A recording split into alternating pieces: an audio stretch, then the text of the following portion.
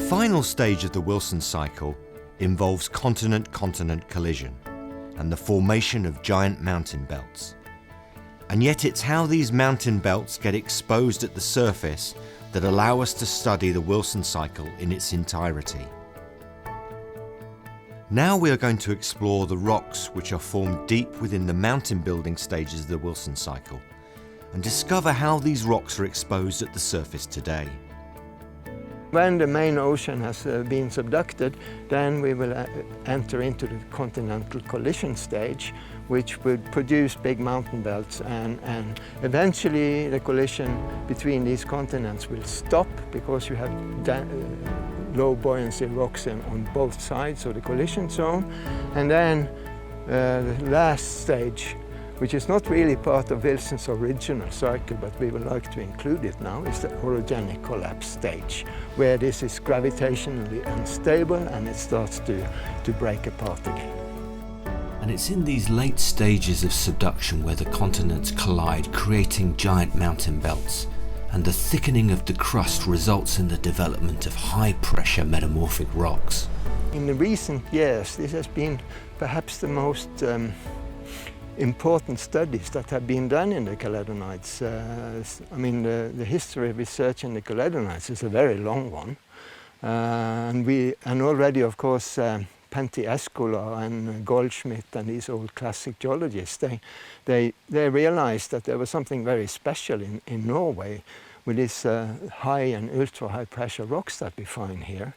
And in recent years, last 20 years or so, we have been really working very much on these high-pressure rocks and try to understand the deep crustal processes that created them and exhumed them. As we move further up north, exploring the coastal outcrops of these deeply buried but now exposed rocks, we find some fantastic textures to observe. So we are getting to the really nice stuff now, and I can see that there has been some people here very recently and taken samples out because this is new. Wow! Yeah. Wow, indeed. I know. So, that is gorgeous. So this is the type of eclogite that you will find in the museums all over the world, and they come from this locality here. And there's a road section here, as you can see, and it's been blasted, the drilling. So there's a lot of fragments have come out, and it's probably made him one of the most valuable road fillings just here, because all this road filling is made out of this eclogite. And just look at that. It is spectacular. It is spectacular. I mean, some rocks you need to get a thin section to bring them to life, but this is just in the flesh. Hello, look at me, look at my colours, look at that's amazing. Yeah. Wow. So there's a couple of localities like this here in the Western Ice region. This is probably the most well-known one, and it polishes like a fantastic rock, and it has been proposed to be protected as a national monument. And the problem with that is that it's so valuable. Landowners can sell this thing to mineral collectors, and if it was protected, then the state would have to reimburse with quite a lot of money, because they sell it at 50 kronas a kilo, and a kilo of this is not very much because the density is about 3. Wow. So it's not a big volume. So. And just think about the volume here. Yeah, I was going to say, it's huge. It's what's huge. the scale of this? We don't actually know Yeah. because it goes into the hillside. But it's quite a phenomenon. These amazingly coloured rocks are the jewel in the crown of this part of Norway.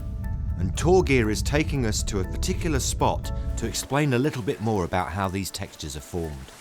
Okay, so we are in a coesite eclogite body now. It's a small lens, about 4 or 5 meters in size. And it's completely fresh here in the interior, where it's nice and green and red. And we can recognize all the individual minerals in here now, except the coesite, which is small inclusions, mostly inside the garnets and the pyroxene. So we have big garnet crystals, the red ones that are all over the place. We have completely fresh omphosites, which is this pyroxene that is typical of eclogites. And then we have the blue mineral here, small blue patches here. They are kyanite, which is a high pressure mineral as well. And in addition to that, there is micas, which is a white muscovite-like mica. So we have all the minerals that was developed during this ultra high pressure condition.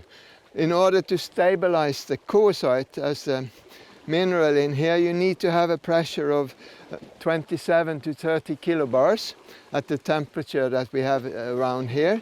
So that means if you convert that to burial depth, we are down below 90 kilometers under the surface. So a thicker crust than we have on the present day Himalayas, if that is a correct way of doing it. So we have evidence for really deep burial of continental crust here.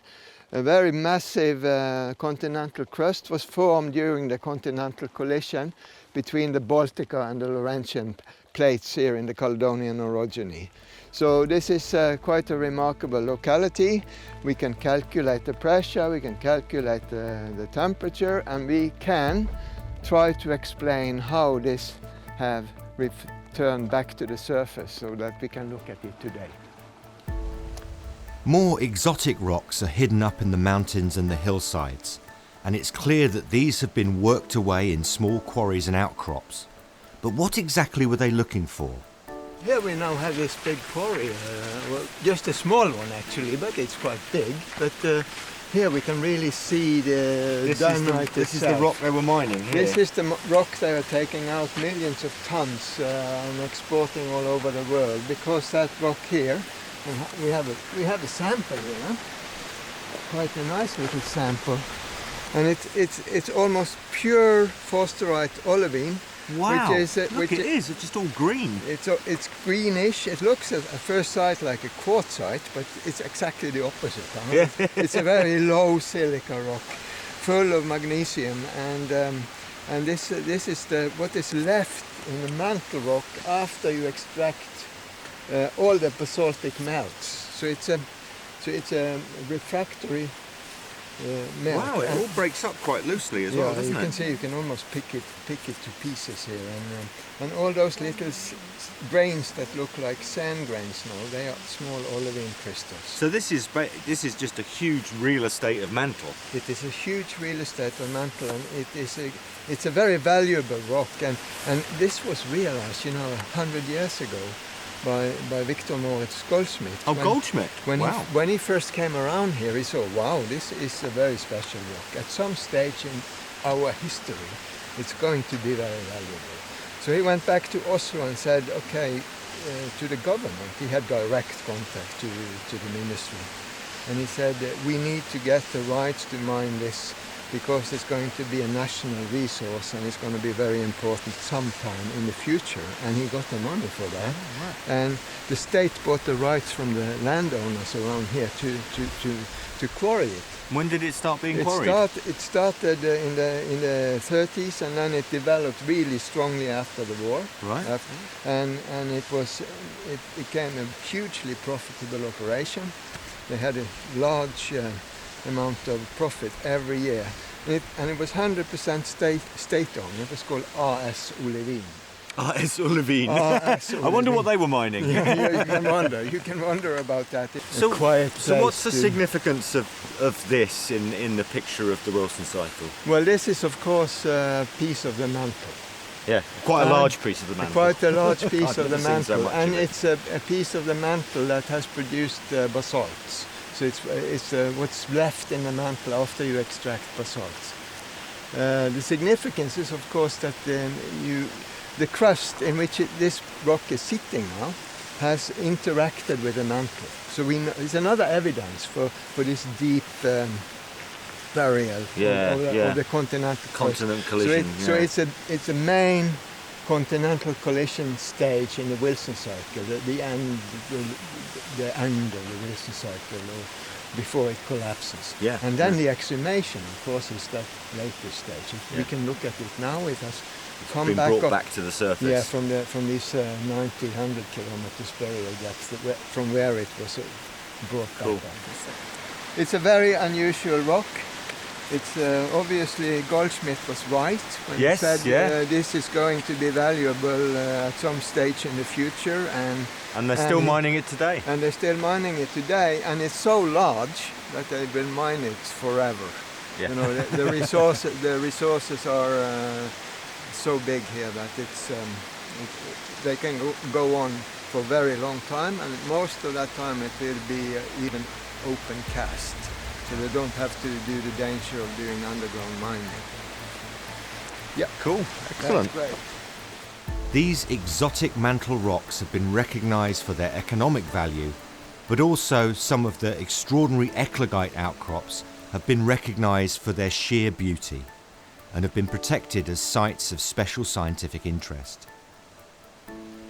Okay, so we come to the Gryting eclogite. This is a famous locality, first found more than 100 years ago and described by Pentti Eskolo as an autopyroxene eclogite, one of the type localities of this kind of rock.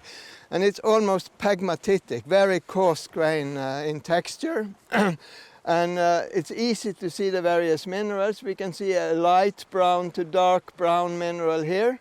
This is autopyroxene. We can see the nice red garnets. Of course, we have seen them before in eclogites, and we can see the nice deep green mineral here, which is the omphacite. So we have the two principal minerals of an eclogite, garnet and omphacite. In addition, we have autopyroxene. And it makes this beautiful coarse grain, almost pegmatitic core of this eclogite body that may be 100 meters long or something like that. And then a few years ago, the state decided to make this a national monument and protect it for sampling. So now we are not allowed to take any sample, not even loose blocks from this locality anymore, because if it was not, it would be gone by mineral collectors and geologists as well. So it is now protected, fortunately. It is also unique in another way, and that is just next to where we are standing now. There is a normal eclogite. It's 5 meters over there. There is a normal eclogite, and that eclogite contains coesite. And this was the locality where the coesite was first discovered in these kinds of rocks outside impact crater structures. So they are indicative of extremely high pressure. We talked about 90 kilometers of burial before, and this is certainly the same thing here. So it's a very special outcrop, fortunately protected, and it seems now that the protection works. It's these wonderful rocks, these eclogites with these beautiful coloured crystals, that tell us how deep we were. And when you put that together with the evidence of the naps, these big structures being thrust one on top of another, this is all information that tells us about the continent-continent collision part of the Wilson Cycle.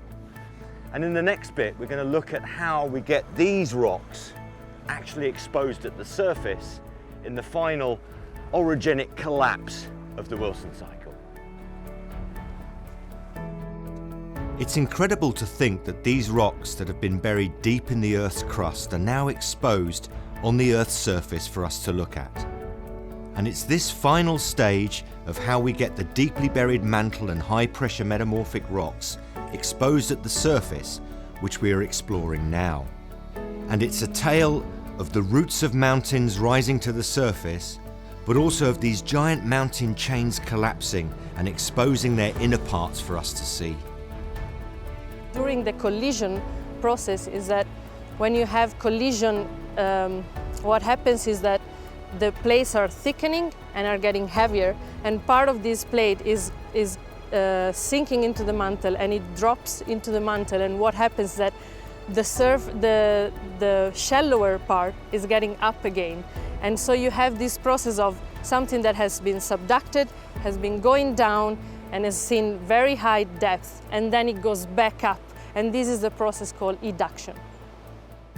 This model of subduction and eduction was pioneered by Torgeir and co-workers in the early 90s to help explain how high pressure and ultra high pressure metamorphic rocks are rapidly brought to the surface.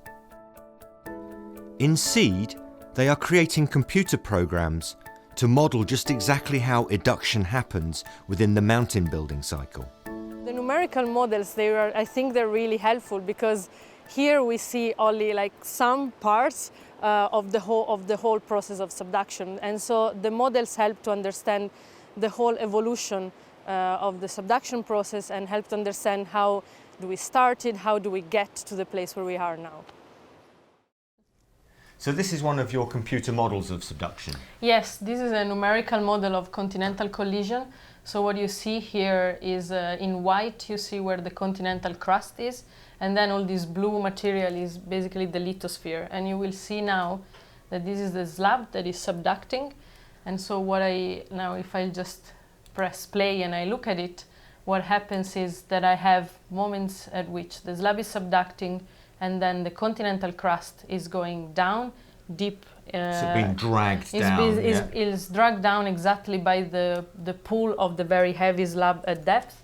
And so it's dragged down, but then at some point, because the shallow part of this material is still light, and overall it just doesn't want to subduct. Wants to come back. Exactly. Yeah. So at some point what happens is that the slab breaks, which is what you see at some point in the model here. Ah, yeah. So now after the slab is broken off, then this material is actually allowed to go back again, and this is what we see in the field as well. Yeah, so this is that eduction where yes, it comes exactly. back. So it's subduction, then eduction. Exactly. It goes down, and then when it's free to go, it is not pulled anymore by the heavy slab at depth, then it goes back up again. What Wilson did not talk about what was happening after the collision. And today we know that if you start to build a mountain belt like this, enormous thickness of continental lithosphere, and also a thickness of the mantle lithosphere underneath, this is unstable. It's gravitational unstable. It's like something that has to be leveled out. And therefore, a big mountain belt like this will eventually go into extension. Maybe even during the collision already, like in the Himalayas, for example. The Tibetan plateau is under extension and strike slip faulting, whereas thrusting happens around the margins. And we think the Scandinavian Caledonites, which is probably one of the best ancient analogues of a Himalayan-type mountain belt, underwent the same kind of story as we can observe today in the Himalayas. So we think we can use the Scandinavian Caledonites, which is now heavily eroded. The mountains are not the original mountains. And we can look deep into the crust because of this erosion and extension. So we can look at deep crustal phenomena in the Caledonites that takes place underneath the Himalayas today. As the mountains collapse and erode, they form giant sedimentary basins, and these basins are also exposed in the mountains of Norway. So the Devonian sediments that are behind me are extremely important in the sense of the time period that they come from, where in the Wilson cycle in Norway we have kind of a great amount of extension that's happening here and filling this basin extremely rapidly with very large volumes of sediment. So how thick are some of these Devonian basins in Norway? Well, the thickest, which we are standing on just now, the Hornellen Basin, has a stratigraphic thickness of up to 25 kilometers preserved, maybe even more when it was forming. However, the vertical thickness is not 25 kilometers. It's just probably just a half of that, or even less, because we have a migrating depot center that has moved with time, so the rocks have been tilted at the same time as they have been deposited. That explains this enormous stratigraphic thickness. These sediments are often preserved by giant detachment structures, and Torgeir is taking us to a spectacular example to explain how important they are in understanding the collapse of the mountains. In the wall over there, you see in the hanging wall of that, the upper part, you see the cliff is made out of Devonian conglomerates only. And the footwall in the gently sloping part is made out of myelonitic Caledonian nap rocks. And the fault there is a normal fault, so the Devonian has slid down on top of these, on these Caledonian rocks. And tell me, what's the significance of the age difference between those two units? Well, of course, you have younger rocks on top of older rocks, which makes it a normal fault. And the footwall rocks here are metamorphosed during the Caledonian collision, whereas the Devonian rocks are just sitting on top of them without being affected by that particular metamorphism. And so, you said these Devonian rocks are made up of conglomerates. What sort of units do you see within there, and what does that tell us about the basins that we're forming? We find elements of all the Caledonian naps that we have here in the Scandinavian Caledonites. One very important thing is that we never see eclogites. Because the eclogites had not been exhumed to the surface at the time when these basins were forming. People have searched for that ever since they discovered these conglomerates, but none eclogites have ever been found. One very interesting thing in this particular basin here is these landslide blocks. They can be kilometer in size, and they are, for example, made out of Ordovician arc volcanics. And they have been dated. They are about 440 million years old, whereas the sediment over there is about 410, sorry. So they are obviously not part of that sedimentary sequence. So when you get these really large blocks lying within the sediments, that's telling you something dynamic about the way these basins are being filled. Absolutely. It shows that there was big cliffs available, so that big pieces of the surrounding mountains could actually slide into this basin. We're talking hundreds of meter-sized blocks, and in some cases even kilometer-sized block. So in many ways, these incredible structures and some of those big blocks tell us something about how quickly these mountain belts can be exhumed. This basin here has a stratigraphic thickness of about 14 kilometers, which is a lot, huh? And it's a big hole, and it was obviously filled extremely quickly by all this coarse clastic material that slid in, avalanched in, and was fed into this basin by big alluvial fan systems. So they drained the big area around here and quickly filled this big hole that was created by this normal faulting during this extension. And how soon can orogenic collapse start after mountain building? Orogenic collapse can actually start during mountain building because you create this very thick crust that is building mountains, and then they become gravitational unstable, even if the plate convergence still continue. In the Himalayas, this is the case. For example, you have extensional basins, not very different to these ones, that are forming today due to this extension in the central part of, for example, the Himalayas Tibetan Plateau. And this basin here is lower Devonian in age, which means that it is 410 million years or something like that. We don't have very good age constraint on that, but 410 is a good number. And then the collision was still going on. Because the ultra high pressure rocks here are 405, or 400. So you know, it is contemporaneous with formation of this. So the high level of the crust was extending, whereas the lower level of the crust was thickening. So it was like a dough of bread. When you make bread, you pull it together. If you stop pushing, it will spread out by its own weight. And that's the same with the crust as well. It will spread out under its own weight.